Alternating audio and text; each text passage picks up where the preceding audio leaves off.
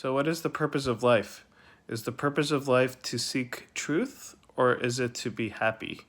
Now, if you think that is a thing called universal truths or if morality is objective, then you're in a little bit of pickle because if you think about it, if you're if there is a thing called universal truth or morality being objective, then it kind of contradicts your concept of happiness because happiness is on a very individual level. So that's the problem a lot of philosophers face. A lot of philosophers think that morality is objective and there is a thing called universal truths. Now, that conflicts with our sense of happiness.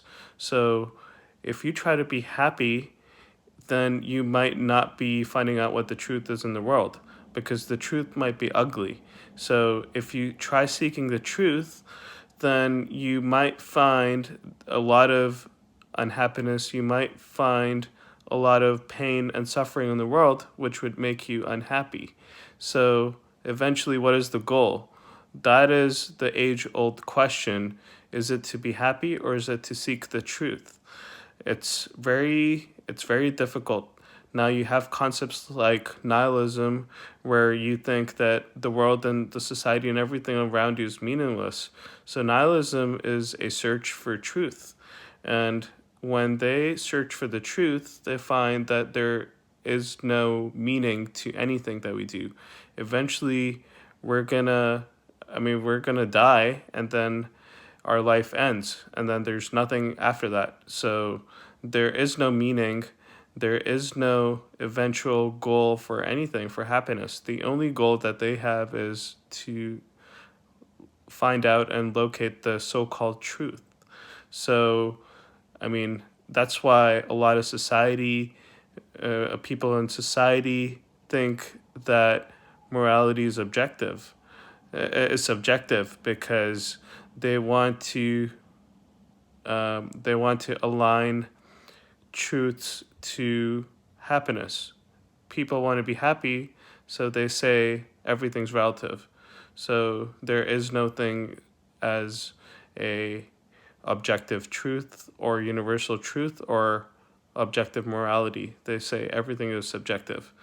But when you say that everything is subjective, then you have other issues. You can't form laws in society. You can't legislate. You can't enforce any legislation, anything like that. And then you have a lot of other issues. So that kind of results in the fracturing of society.